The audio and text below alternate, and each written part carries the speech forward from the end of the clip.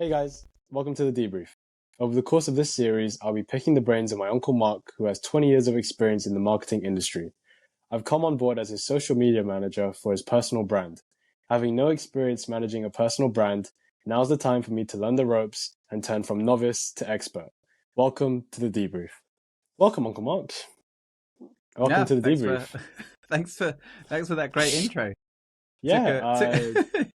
we don't want to talk about how long that took. That took like an hour. Genuinely, That's all it's gonna. good. It's all good. It's part and parcel of the process. Remember, Yeah, greatness is a process. yeah.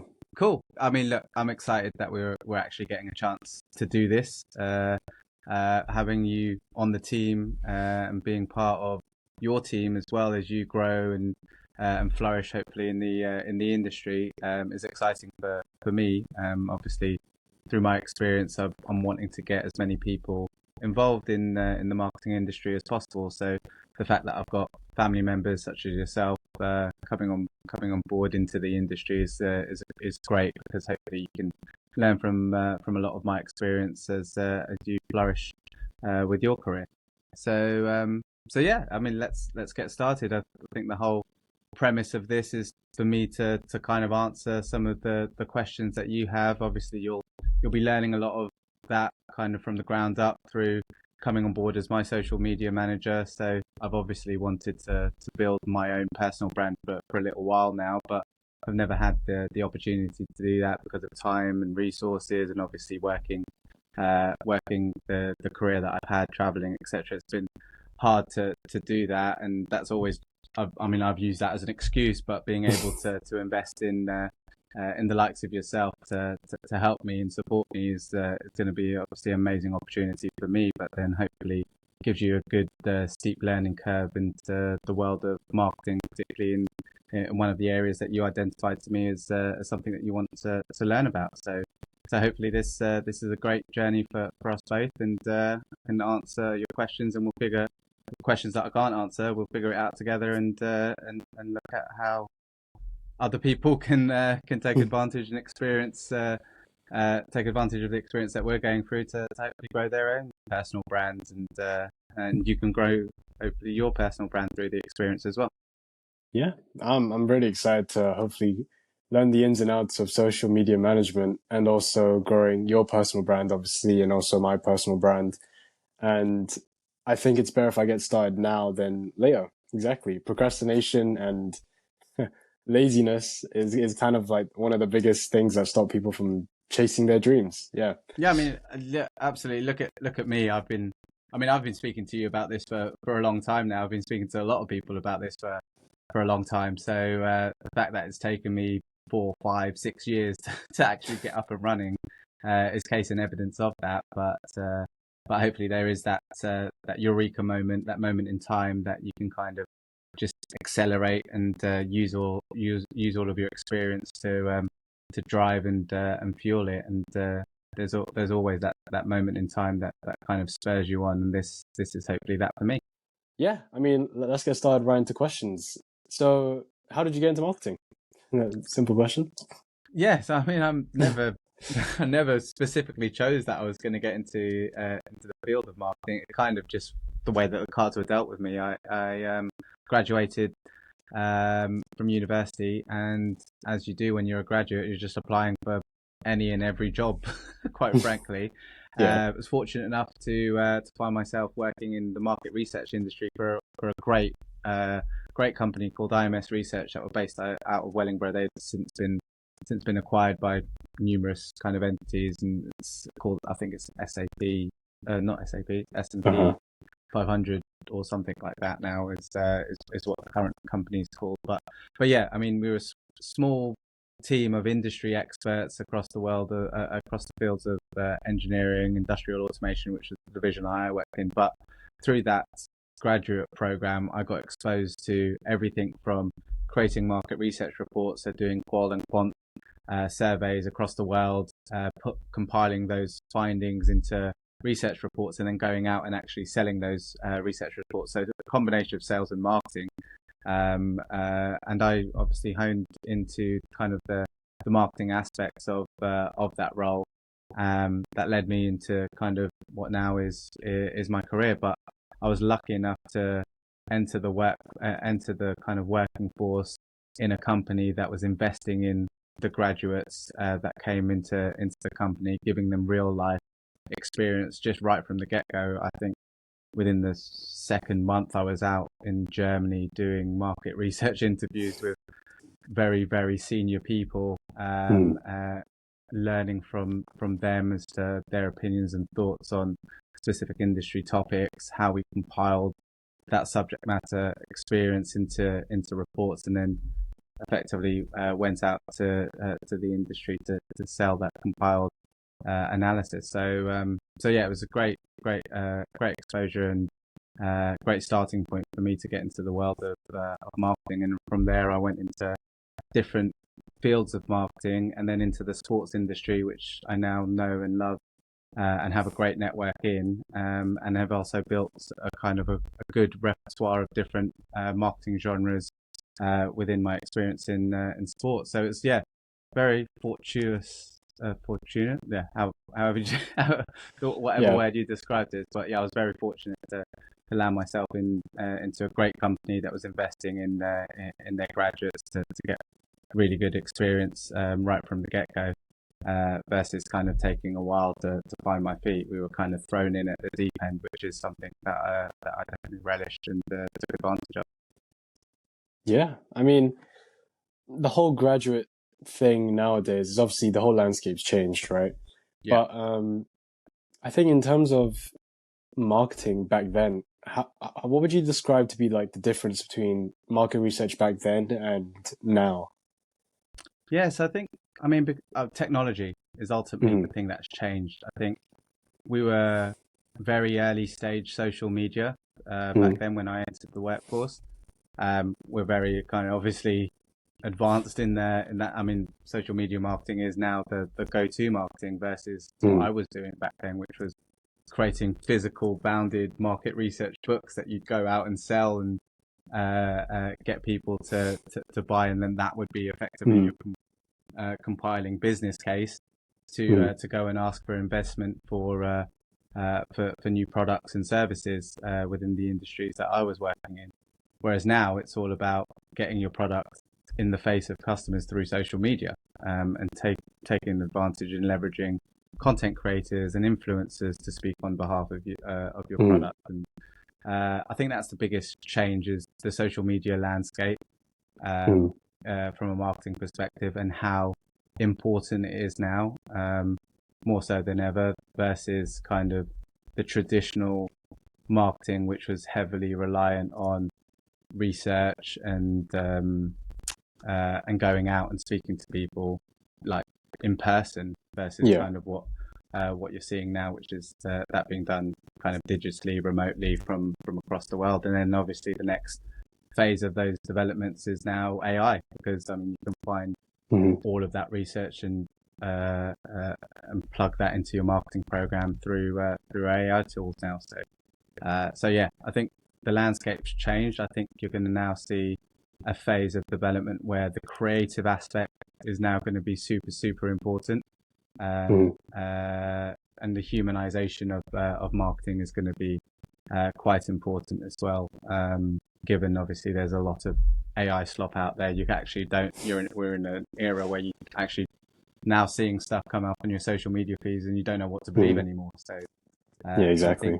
humanizing brands and authentic brands are gonna shine through, and hopefully things like this and what me and you are doing now is going to be Mm, able to cut through a lot of that noise, as well as we as individuals start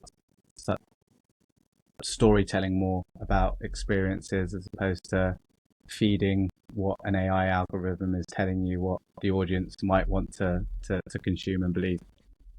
I mean, yeah, I've seen a lot of the AI generated content on social media platforms nowadays, like Instagram, TikTok, YouTube, but mainly like the short form, like YouTube Shorts, Instagram Reels, and TikToks. But I've noticed because of a lot of the AI generated content, there is a lot more micro influencers on my feeds a lot. And a lot of their pages have high quality content with a lot of editing, and I think they show a lot of authenticity. And I was wondering, like, what your take is on that, and do you think that the micro influencer rise could be something that's coming or something that's already here?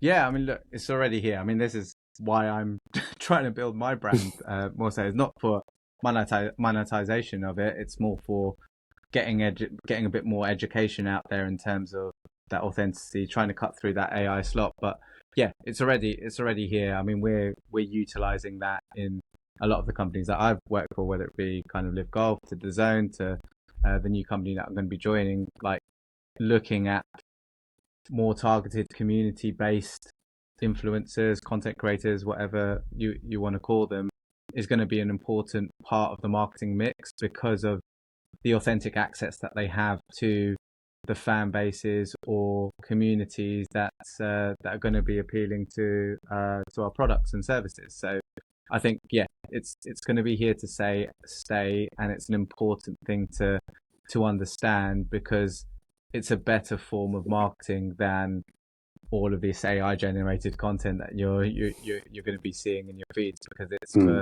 Mm, for people that are kind of wanting to churn out heavy volumes of content that isn't as meaningful or as resonant as kind of the authentic content that you can get or attach yourselves to through a content creator that stands for the values that you as a brand stand for.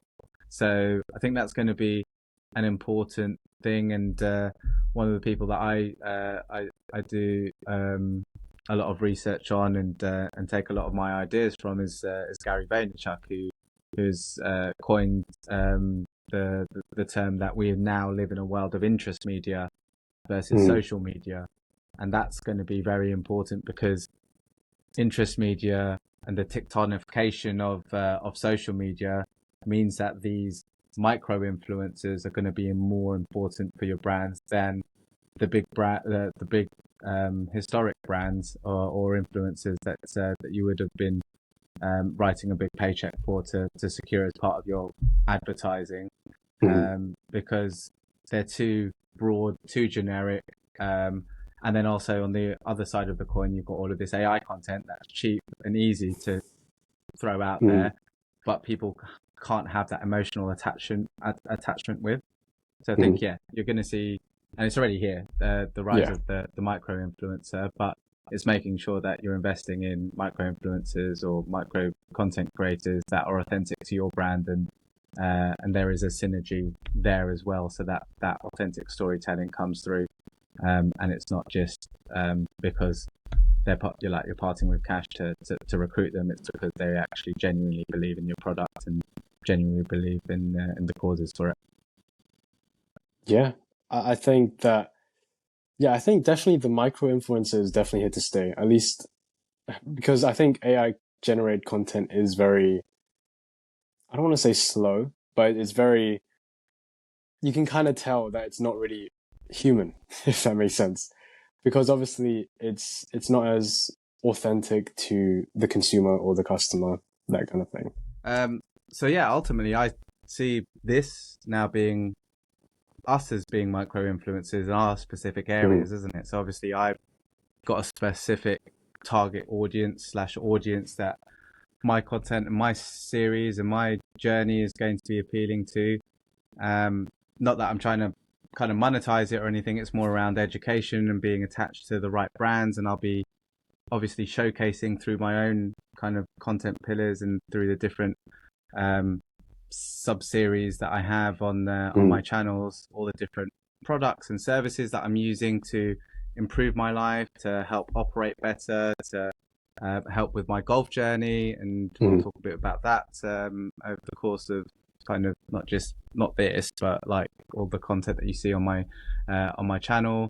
But then also how I'm utilizing things like AI to juggle that work-life balance mm, and things like that. So yeah, it's not that I'm going out trying to go get brand deals for all of these different products and services that I'll be utilizing, but it's more mm. I'm authentically utilizing them. So ultimately, will if one of those brands reaches out and says, "Look, will you help us promote the product?" I'll be like, "Yeah," because I'm using the product, isn't it? It's like I've not gone out. I'm not just using the product Mm. because I think I'm going to get some money out of it. It's because it's actually genuinely Yeah. helping my life and achieve my goals. So that's the whole point of how I see, well, not whole point, but that's how I see authentic storytelling and utilization of micro influencers Mm. um, being utilized into the future. It's people that are willing to go out there, put a personal brand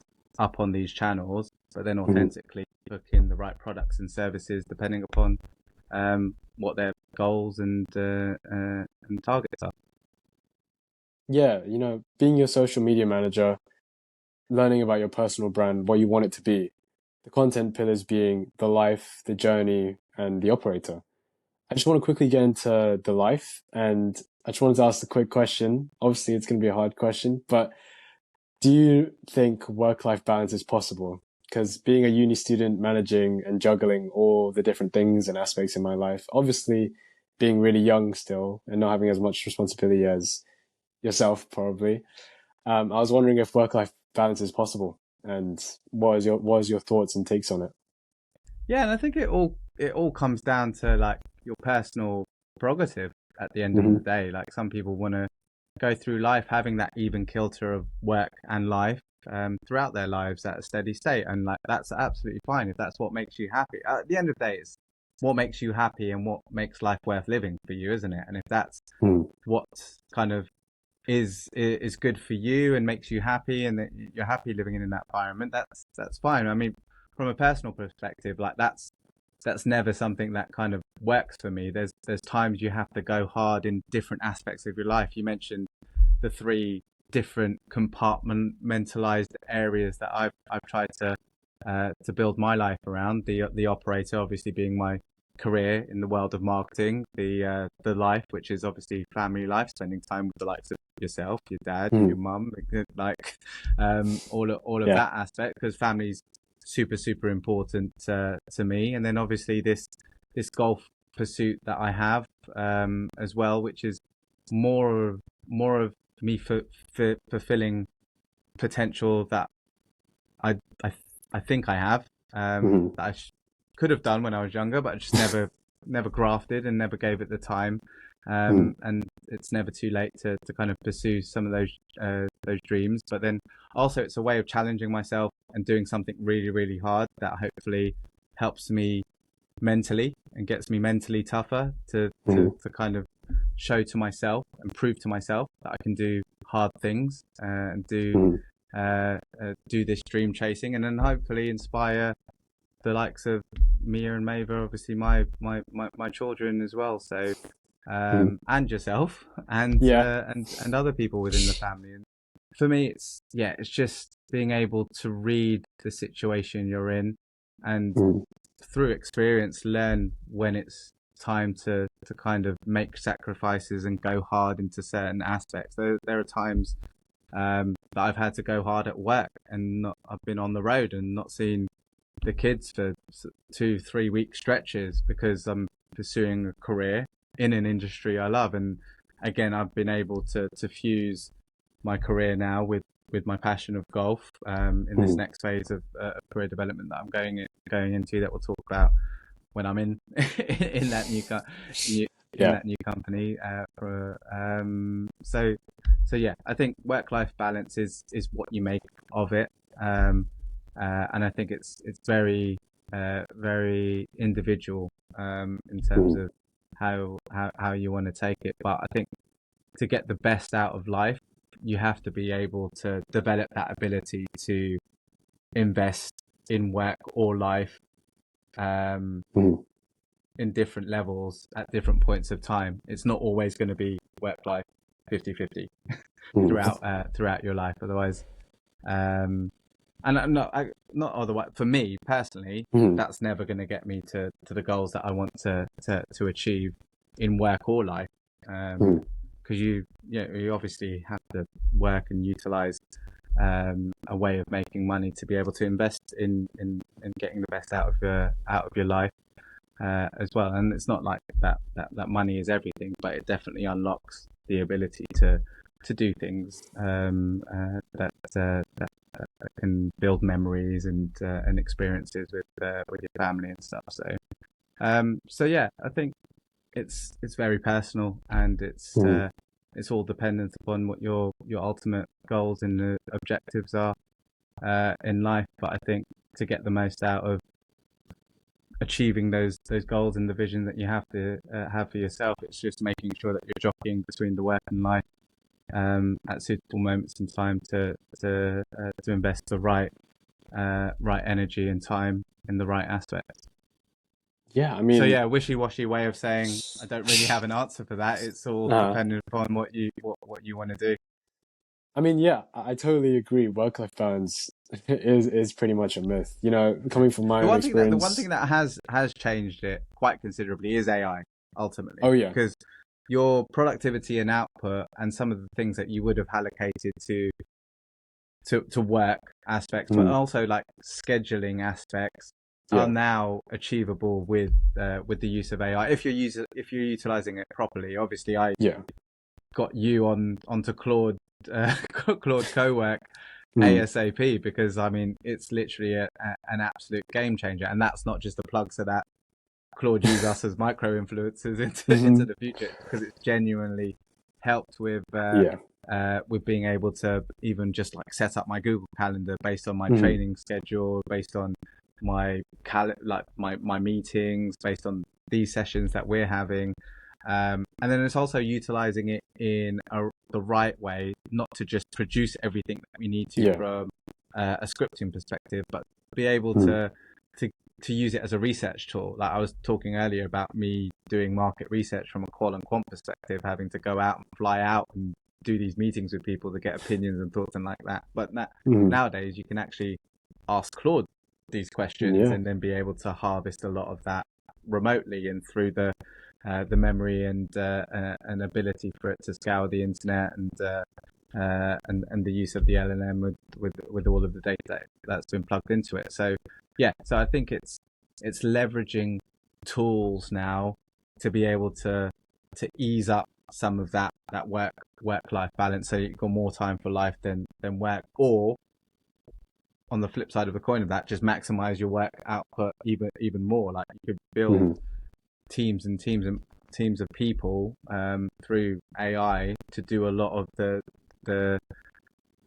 the thankless tasks, Yeah. quite frankly, that you can then leverage like humans for more creative thinking and things that kind of human brains are better at doing, versus like calculator based type stuff that you could actually leverage and utilize AI for. So I think, yeah, the whole world of technology has helped change that work-life balance. Is still like jockeying between the two, but you Hmm. can now claw back a lot more of your life uh, versus the work through the use of technology. You know, going into 2026, I definitely want to reinvent and readjust myself to become the person who I want to be. And I think I'm definitely going to give a lot more of my time to work, and but also still making time for my family, obviously, and my friends. But I think this this year is definitely the year I have to lock in and actually do what I need to do.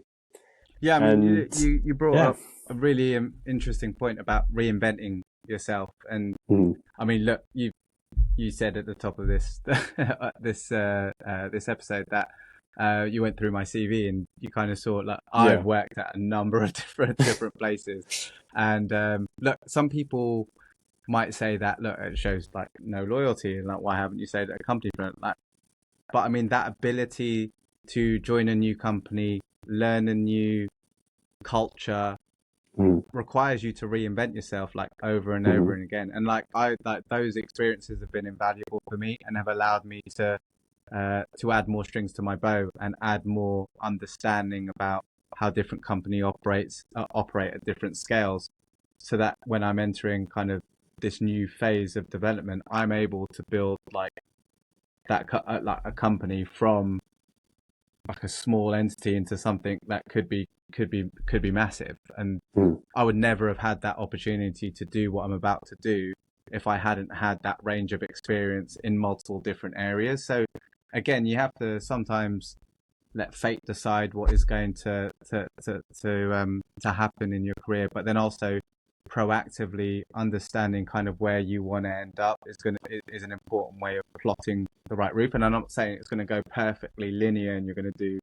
everything that you set out on. I mean, it's not panned out that way for me. I've like been quite opportunistic in terms of how I've kind of flipped my career and reinvented myself and learnt more things as I've accumulated that knowledge, all in the world of marketing. But Mm. without that compounded knowledge and that compounded learning, I would never have been able to kind of go for this next phase of my career to the ilk that I have done if I hadn't have done that. So it's about having a vision and trying to plot a route for you, but knowing that you will need to flex that as opportunities come and go.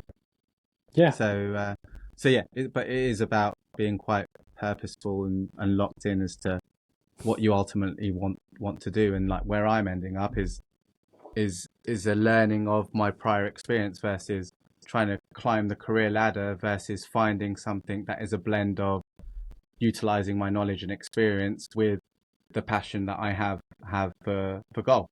And this is kind Mm. of a perfect blend of the two. And yeah, it's knowing what it's making sure that you know what you kind of want and what you're able to get the best out of yourself, before like embarking on not before embarking on that journey, to take advantage of that opportunity when it comes about. Like I didn't know this opportunity was going to come about, but knowing that I've got the tool set and the passion to combined to go after this opportunity is something that was fortuitous for me because of the way that I've been able to reinvent myself, but then also learn a number of different aspects of the marketing spectrum, to be able to pull them all together and help this new brand that I'm going on board, uh, uh, coming on board with to take them to the next level. Look, when I was younger, I Yeah. played a lot of golf, but I never really unlocked my potential. Like Yeah. people recognized that I had some talent, Mm. but I was never like an elite golfer. I didn't play Yeah. like Yeah. for like the elite teams. I didn't go out to Yeah. America on a golf scholarship. Tried to, but Yeah. look, cards went went dealt in Mm. my favor on that front. But yeah, I felt looking back on it like I was never disciplined enough. I know I was probably a bit too arrogant because some people said that I had some talent and kind of like rested on that. Like I Mm.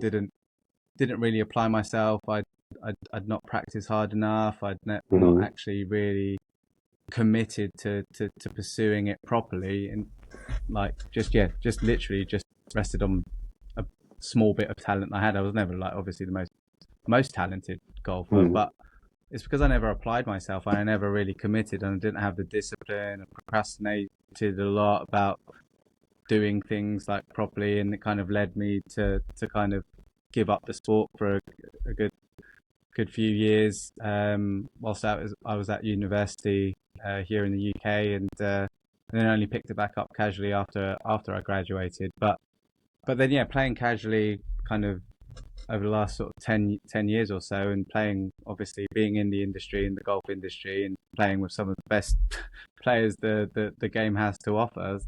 A few of them would just be asking me like why like I strike the ball like great, like why haven't I kind of given it a bit of a shot? And I was just like, look, I just don't know, just never really committed and stuff. And it kind of just got me thinking as to yeah, I mean, look, golf's one of those sports. It's one of those unique sports that you can actually reapply yourself and get back to a really good level, because it's not like it takes its like wears and tears you like football or basketball or any of those like really Mm. intensive sports. So yeah, it prompted me to like whilst I was a little golf actually, think about actually like could I like not go go and become a professional, but like what would happen if I actually applied myself to this sport that kind of I was obsessed with when I was a junior, and I'm obsessed with again now, obviously. Um, so yeah, really looking at what can be unlocked if you really apply yourself is something that I want to make myself a test case of, because Mm, ultimately I want to use it to help inspire and selfishly inspire my two little girls to pursue their dreams and never give up, and make sure that they're fulfilling their potential in whatever it is that they decide to their passion is, so that they learn from my mistakes ultimately. So yeah, it's a bit of a test really. Like if I was to really commit myself, do everything like properly to a level that I can sustain in and around obviously all of my other commitments and schedules, what is the possibility? And it's then just kind of living, it's me living a life of no regrets then, really, isn't mm, it? Like I've actually did it, applied myself, look, it happened or it didn't happen. And yeah, ultimately it's again doing something that's really hard to stretch myself from a mental perspective to see what the art of the possible is. And yeah, and I was obviously stupidly signed up to to signpost this to not stupidly, it's for a mm. great cause, but like my kickoff of this is this Ride to the Open that I'm doing, where I'm cycling from Wentworth Golf Club up to Royal Birkdale the week prior to the Open Championship happening. I'll use that as an opportunity to talk about, to go into a bit more detail about this. But then I've obviously started the groundwork with the TPI screening, the onboarding of Chris, who's going to be my coach from a fitness and physical perspective, from assessing my ability to unlock my swing, and yeah, there'll obviously be another content strand that we're going about that. I've obviously had the first video posted about that, um, but yeah, taking you through that whole tranche of things is like how can I mentally commit myself to something that I'm very, very passionate about, to see what the art of the possible is, and hopefully it inspires other people to do the same in something that they might have given up and stopped pursuing. Whether it be you and your movie track of Yeah. thinking and getting into that industry, but like yeah, I'm hoping that it helps Mm, inspire. I mean, more immediately, like or more kind of directly, our inner circle of family members that might have given up something that means a lot to them, to kind of get back on the horse and see that it's never too late to pursue your dream, and then to more directly my two little ones, hoping they use this journey as a way to fuel their own. yeah. I mean, like, I think chasing your dreams is definitely something that anyone and everyone should aspire to do. And, going over things that we kind of gave up, but also picking back up now. I mean, I could go into table tennis, but that's a whole nother story. But I think one thing I could probably apply that to is my personal brand. So I started a clipping channel, right? Making motivational posts about movies that I loved and TV shows and video games back in 2024. And I managed to get it to roughly about 900 followers in the span of a few months, which was pretty good. But again, I just didn't really have the consistency to keep editing every day. But I think, trying to convert that from a clipping channel essentially to my own personal brand is something that I want to do. And I think, why not do it now?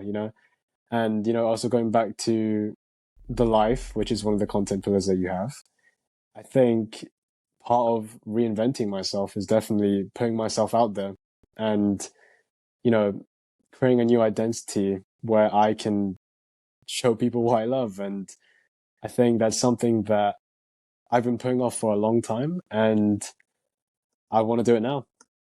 Yeah, I mean, look, and this is something obviously I encourage you to do, and obviously you're seeing firsthand like how high I'm doing it. But I mean, Mm, the problem that I had is I tried to compartmentalize my life too much. Like I tried to, my career was my career, and then that kind of stood alone, and that's what you'd see on LinkedIn, for Yeah. example.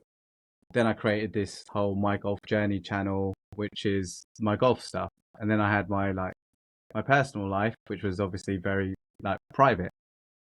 Why I've kind of embarked on this journey and obviously brought you on board is actually it's all me. It's like Mm-hmm. all of those elements of me. Not that you're going to see all of the intricacies Mm-hmm. of my personal life or on these channels, but I mean it helps. I will definitely paint a picture of the background, like I've said, like some of the motivational factors as to why I'm pursuing like the whole golf things to inspire like obviously family members like yourself and my two little ones. But um, it's all me, isn't it? And that's like that Mm-hmm. is my personal brand. My personal brand isn't three different distinct things. It's all like it has to all work in synergy, not from a Mm-hmm. work-life balance perspective, but just from a context perspective as to things fuel different areas of your life. So, I mean, from a personal perspective, the reason why I've like now created this Mark A. Fern's personal brand is because it's hopefully the crescendo of all of those different things that I've tried to compartmentalize over the last kind of 39 going on 40 years. And it's not midlife crisis. Well, it is a bit of a midlife crisis, but like Mm-hmm. it's it's a way of me actually learning from what I've done in the past and actually saying, look, all of this has fueled who I am, and this is authentically what my personal brand is, and what my life's meaning is like I have a career that I've built over 20 years, which is over half my life. There's no point throwing that away and pursuing this golf dream and saying, actually, I'm going to give up everything and I'll just Mm-hmm. try and become a professional golfer. So, like, actually, how do I leverage and utilize that? That complements my golf. That complements my life. Like it's it all needs to work together from my perspective. But yeah, I mean, look, I encourage everyone to do some form of what we're doing here, to not just do it for like money or anything like that, but it leaves Mm-hmm. a bit of a legacy for other generations to know what you were about. Um, but then also you could get quite a lot of learnings of yourself as you kind of speak to camera and talk about Mm-hmm. kind of the different aspects of your life as well. And it's a great way to cut through the AI slop that's out there as well, in terms of Mm-hmm. there are humans on this on this planet that resonate Mm-hmm. with other humans that kind of are trying to live meaningful lives, um, not just for themselves but for others, and trying to educate others through their experience and stories. Yeah, I mean, I think trying to compartmentalize all the different aspects of your life, and again, this relates to the whole, micro influencer thing. I think you need to be like authentic in the sense that you should have, all the aspects of you. Obviously, don't have your private life properly on display, but you should have different aspects of your life for people to see, to kind of grow your personal brand. And I think that's again definitely the reason why the micro influence is definitely on the rise and is definitely here already, as you can see on a bunch of the For You Yeah, but pages. I mean, to argue that point a little bit, there's also uh, you also need to understand like who the audience that has the propensity or potential to follow you are as well, and you're not Mm-hmm. boring them with with things that might be boring Mm-hmm. to them. Like you also have to, and that's I mean your point around micro influencers, they're micro because they're niche, isn't it? So that they're Mm-hmm. speaking to a specific audience about a specific topic. If you get too generalist, then that micro influencer isn't as powerful because you're not speaking to to the community and audience about something that they can resonate with. Like Mm-hmm. what we're trying to do with my brand specifically is speak to an audience that has a family, has a career, has a dream that they either once gave up on or are currently pursuing, and then basically share the journey, like share that Mm-hmm. journey, isn't it? I'm putting it all out there on my channel so I can show them like it is possible to have not balance, but to be able to find a way of pursuing all. And it's like it's like an incubator as to look, if this test case works, then there'll be other people that like might want to pursue that. And then it's about building that community. For me, it's more about community building, isn't it? Mhm. It's about showing what is possible with the commitments that you could have, like, and then how people adapt it to that. Like, this is my personal kind of journey, isn't it? It's like I'm juggling family work, and this pursuit of doing something really hard, unlocking my potential in the world of golf.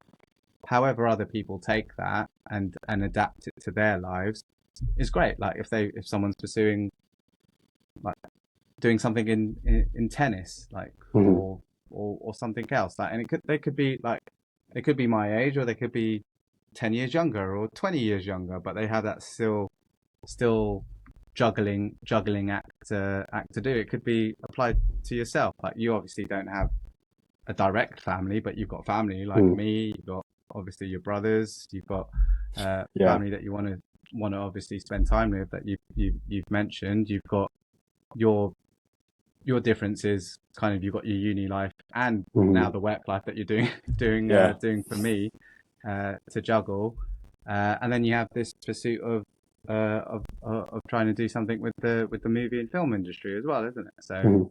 So it's like you've got your own juggling act to do as to how you balance that. So I'm what I'm trying to do is showing people that it is possible to not just have to do one thing. Like, it doesn't have to be career, career, career, career, career. It can be, if Mhm. that's what makes you happy, and you're in like it probably would have been different if I was a professional golfer. I've got something I'm making money from, and something I'm Mhm. obsessed with. That probably probably would have been a different story. But Mhm. that's not the audience that I'm like trying to appeal to, or my content will be meaningful to, because it's totally different scenario and combination of things. But like, you no, it's not about producing content to be as generalist as possible to appeal to maximum audience, to appeal to the maximum audience possible. It's about appealing to the audience that can adapt your learnings into something that's meaningful for them. It's like the whole educational aspect of it is through experience and stories and knowledge that I have to share. Mhm. I mean, I think you probably no, you gain more knowledge and understanding in anything, not just marketing, but mainly through experience for sure. And I think it's just again with the whole juggling act, I think that you kind of learn as you go, and essentially, whilst work-life balance is a myth, I'm gonna say it's a myth. You definitely learn how to juggle it a lot easier and better as you experience, mistakes and also, what you did right and what you did wrong. And Yeah, yeah, 100%. and I think that at the end of the day is just something that you can't really teach. You kind of have to just experience on yourself, which sucks. But I think it's definitely a trait and something that is useful for you, and not just you, but obviously anyone and everyone. Yeah, 100%. So I'm going to go controversial here. Okay, I'm going to ask you some questions. okay, let's hear 'em. Okay, so way back when we spoke about, you actually asked for my advice. Like, do I go to Mm, university? Do I just get some work experience? mm.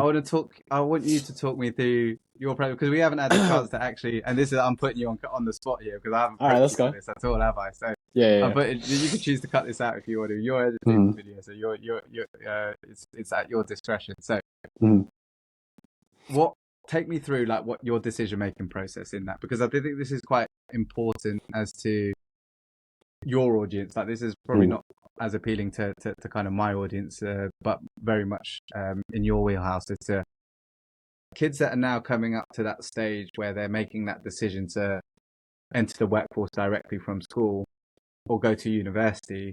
Like, it's a mm, different scenario and different situation, and we touched upon it briefly when I was when you asked me a bit of a question that touched upon it. But like, what was your decision making process as to why you went to university versus entering the workforce, given some of the advice? And just to give everyone that's watching some of the advice that I gave, or some snippets of the advice that I gave you like a pretty hard hard lecture, not lecture, but a Yeah. hard spiel about, look, when I'm recruiting people now, Mm, it's not really about what university or what grade you've got at university. It's about like how much applicable knowledge do you have to hit the ground running when you join my team. Like mm, that's what I'm recruiting for.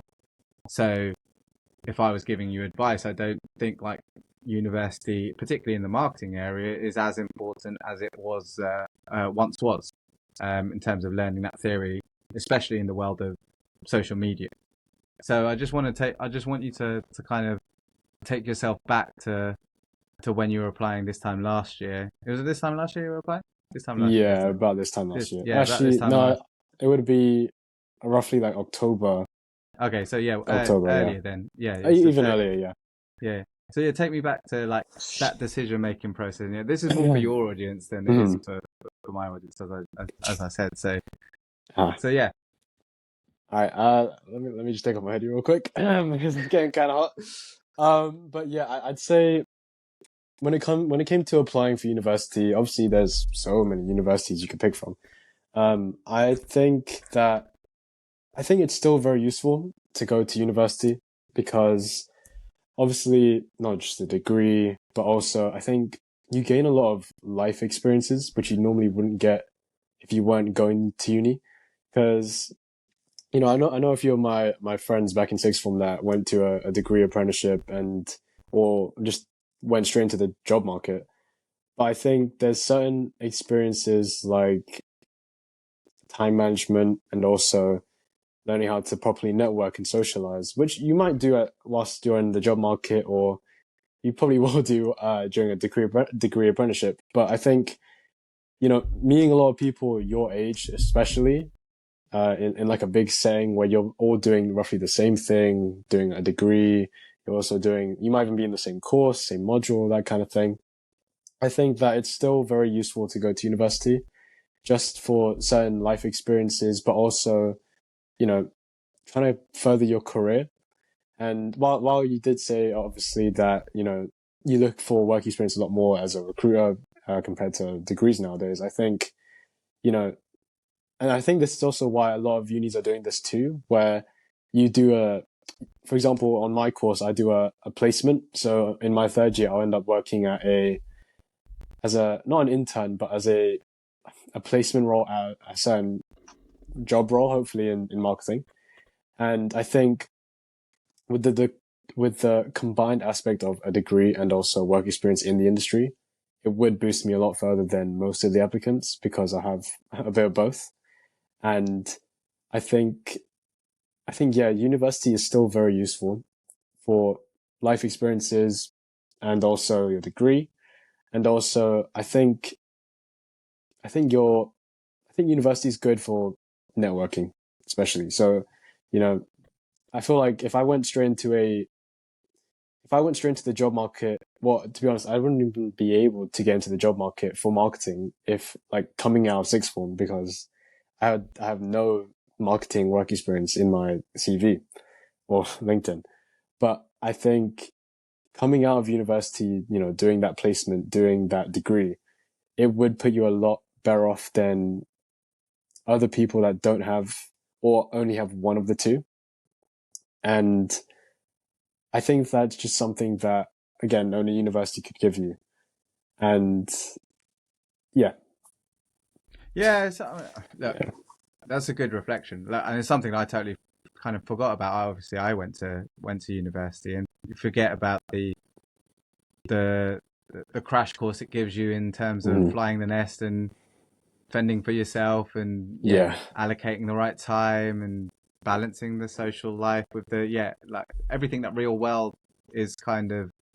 Well, it's obviously not real world because you're getting this fictitious money thrown at you through student loans and stuff like that that you have mm, to pay back. But but yeah, I totally to get it. I think yeah, as you said, it's like the life lessons that it gives you mm, is invaluable experience, not just yeah, from a career perspective, but from a life perspective, which is definitely quite important and something that we as employers totally forget and negate Mm.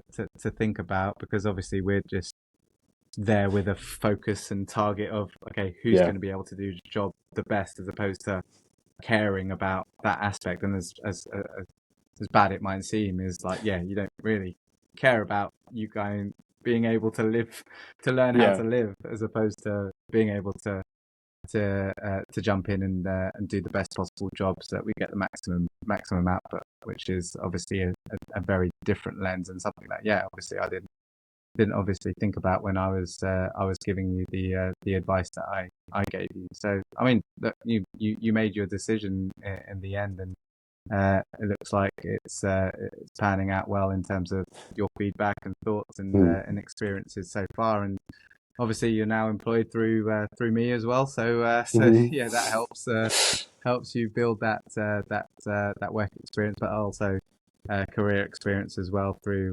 living and breathing case studies. So yeah. But I think, yeah, meeting new people, making new friends, and being able to, socialize. And obviously, socializing, networking is a huge part of marketing.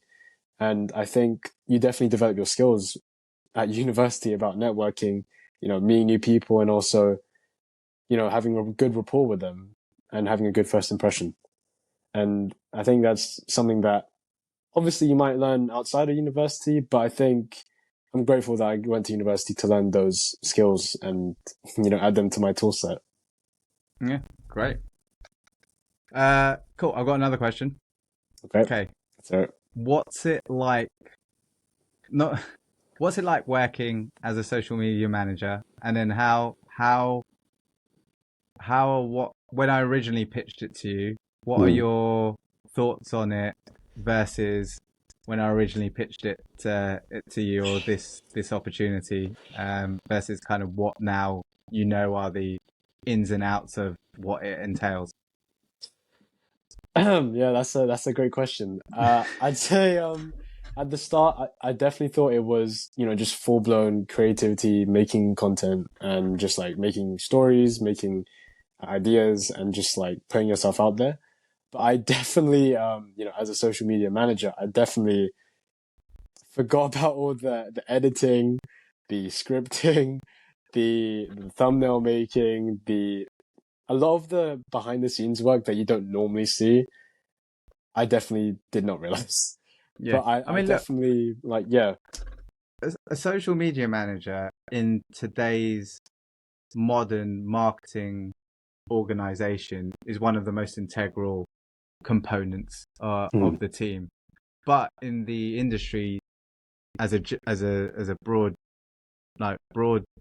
generalization, they're still like the lowest paid, and you're expecting kind of to do like absolutely absolutely everything, which is mm, just the way it is at the moment. But it's the best way of getting experience in the areas that marketing is currently heading towards, or utilizing the most at the moment. So I mean, the reason why I've kind of thrown you at the deep ends is so you just get an mm, understanding on the different expectations, and then how it changes by platform as well. Like YouTube is very different to TikTok, is very different to Instagram. I mean, when you get on X, it's very conversational. Like they all mm, have their different. It's not like a case of posting the same content everywhere all the time, which is why, like, when you start building out these, and like I've been fortunate enough to build kind of some of these massive corporate brands and personal brands within the sports industry, or seeing how they've evolved and grown over time. So understanding that repertoire. I mean, these brands have like teams and teams and mm. of people behind them, and Yeah, lots of investment in tools and people to be able to make it happen. And we're obviously doing it with just us two. Yeah. myself, you, and the tools that I could afford to put in the mix. But I mean, look, I've been able to kind of obviously know how they all work and leverage the best ones. And I understand that you're obviously learning it, but like as you're learning it over time, you'll get better at it. And like these channels that we're co-creating together are a test bed for us, kind of for you Mm, to see how the inner plumbings of this industry industry work, and it's now a case from now my perspective, ensuring that I'm not hooked up on procrastination because I've got an outlet via yourself to be able to kind of make things happen, albeit, and then also it's a nice way of me now changing my perfectionism into something that actually it's a way of helping mentor you so that you're kind of learning from the process, and me not being caught up on everything needing to be perfect before it goes out, because it can't be, because you're not like an industry veteran that's done this time and time again. Nope. You're learning on the job, so it Yeah. gives me a way of knowing that not everything that goes out there, and yeah, not having to have everything perfect. So it's hopefully going to work for both of us in how we execute. And now it's about just learning as much as we can and executing and delivering, and we'll only learn by getting stuff out there, isn't it? So Yeah, I mean, I think, being thrown into the deep end as a social media manager with no experience really, I think it's definitely okay. One thing I will say is that there's definitely key transferable skills that I've learned. So, for example, like editing, that is something that I could use for not just social media management, but content creation and, other things down the line. And also budgeting. Budgeting, all these different subscription services that we end up paying for is time consuming. But it's not cheap, isn't yeah, it? It's not like it's not exactly. all free. It's not all free. Like, to get Mhm, things going, you need, I'm like, obviously investing, paying yourself, but then also mhm, to be able to have you do your job mhm. requires obviously the infrastructure to be able to do it as well. Yeah, I mean, yeah, exactly. It is really, really expensive, but well, it's not really, really, but you get what I Yeah, mean. yeah, But it's just again these transferable skills that I'm learning, like budgeting, editing, and I think definitely time management. I'd say, well, whilst I'm not saying I have the best time management, I'd say you don't have being the a best time management. Come exactly, on yeah, now. I really don't. Like, when did we start this project? We started this project like what, 4 months ago? Not 4 months, Yeah. 4 weeks ago. But yeah, I'd say I'm definitely getting better with my time management, and that's something that Yeah. I can apply not just to social media management, but just everything, especially with my uni life. My uni life, my time management, let's just say it's not the best, but it's getting there. It's getting there. Oh mate, you're a uni Yeah. student. You got loads of time. Come on, that's all right. That's the only reason I've recruited you, because you're a uni Uh-huh. student. Yeah, I mean, okay, yeah, fine. Yeah, fairs. I do actually have a bit Yeah, of no time. argument to that one. Yeah, no arguments to that. No arguments to that. But yeah, I think being a social media manager, getting thrown into the deep end, definitely helps me with my employability and transferable skills for sure. But is it something that's you're enjoying? Is it like is it something that you Um, think, because you said, I'm like, when I asked you, like, of the different aspects yeah. of marketing, which are the areas that you'd like to get into, and you were like, Mhm. oh, social media management is something that I'm Yeah. interested in. I was like, okay, let's put Mhm. let's put it to the test. I mean, looking back on it, I definitely, again, you were saying, I definitely did not look into the or a lot of the behind the scenes work that I definitely Yeah. neglected, which I have to do now. But it is something that I do want to get into. And I think that, over time, obviously, because I pretty much just started out, it's going to be hard. It's going to be long. It's going to be something that I'm going to have to get through. But I think at the end of the day, it's just something that, again, with experience, I'll probably get better and better at. And yeah, it's just experience. I'm going to be honest. It's also your first. You got to remember, it's also your first job, like, period, isn't Oh, it? So yeah, like, yeah, exactly. Yeah. understanding how working works is Mm-hmm. kind of, and look, look, how I treat you is like very much Mm-hmm. as to, look, these are deliverables. This is what we're needing to do with, like, whatever it is, the situation that we're in, and like that's how you should kind of treat this Mm-hmm. experience. And the advice I'd give for obviously anyone listening as well, like, even if it's family members that are bringing you on board into companies to help you bring, because a lot of that will happen now as well because of the job Mm-hmm. market and the industry. Yeah. A lot of graduates and people like yourself are going to need to rely on their network, and obviously Mm-hmm. you've said the important skills of what uni teaches you, growing that network and stuff. A lot of the jobs are going to come through your ability to communicate, your network, and then your family as well, Mm-hmm. to help get you that kickstart. Before, it was your family helping you with that first house purchase. Now it's going to be family helping with you, getting you into certain industries to build up that work experience and things like that. So yeah, advice that I'd give for anyone, obviously from Mm. your audience that are watching in, like don't disregard kind of that opportunity with family members to help utilize their experience and to enter the workforce, and any opportunities as well that you could carve out from that. Thanks for watching, guys. I'm your host, Calvin, and this is my co-host, Mark. Tune in every Wednesday. Uncle Mark, get it right, Uncle Mark, yeah. My co-host, Uncle Mark, and tune in every Wednesday for future episodes.